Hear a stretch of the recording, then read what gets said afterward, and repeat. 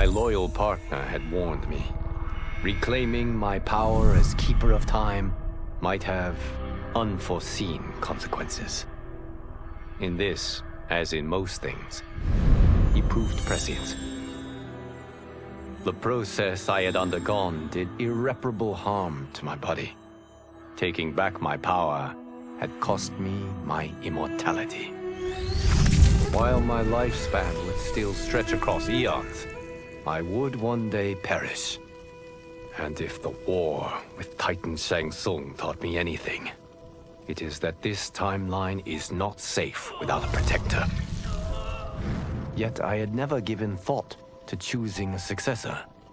Who is it that could replace me and protect my new era? The answer, of course, is Geras.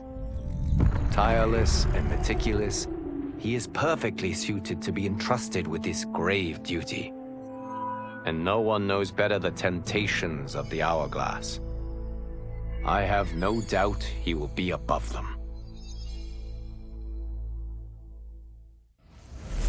Were it not for my godly counterpart, I would not have survived the battle against Titan Shang Tsung. Meeting him, though, raised questions. Why did I replace him in this new era? Why was I made mortal? Lord Liu Kang told me of his Raiden's nobility and righteousness, about his steadfast leadership in the defense of Earthrealm. He also told me about Raiden's dark side, how he could be consumed by rage and cast aside the rules he otherwise lived by. Making me mortal and incapable of such anger was to keep me from following in his footsteps. Though I understood the reasons why, I felt I had been done a disservice. To survive the coming battles, I may need the edge that only great rage can bring. As the Shaolin couldn't aid me, I sought out someone who could. Someone to stoke the fire within me and teach me to master it. For this, I could have no better teacher than the Shirai Ryu's Grand Master. It was inevitable that the Shaolin Masters had me join them. They knew just how much future initiates could learn from me. Shujinko was one of my earliest. His ability to absorb anyone's powers and skills was amazing. With the right training, he could become our greatest champion. I knew that I alone could give it to him. But as his proficiency grew, so did his ego. In love with himself and his power, Shujinko became a threat to the realms. He hadn't learned humility, because I wasn't the one who could teach it. I should have listened to Raiden's warning and not tried to train Shujinko alone.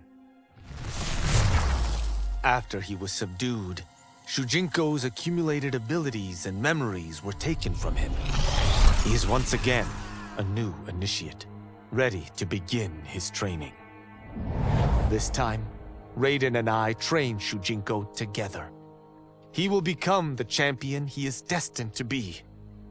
And I will fulfill my duties, humbly and cooperatively.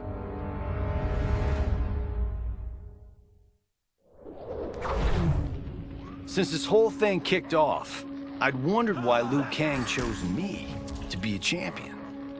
I mean, sure, I was killing it as a martial arts star, but it's one thing when it's all for show. It's different when you're playing for keeps. Then Liu Kang let me in on his master plan. He wanted the masses to know about the world beyond them, the one filled with gods and monsters, and he wanted me to tell them about it. But I knew revealing the truth all at once would be too shocking of a plot twist for most. That's why I pitched doing a bunch of stories, to slowly get people used to it. And if there's one thing I can do, besides kick ass in combat, it's build a cinematic universe. I'm serving up movies, streaming series, games, you name it. I like that I'm doing a public service. And it doesn't hurt that I'm making more than a few bucks. It's the kind of synergy that would make any studio mogul proud.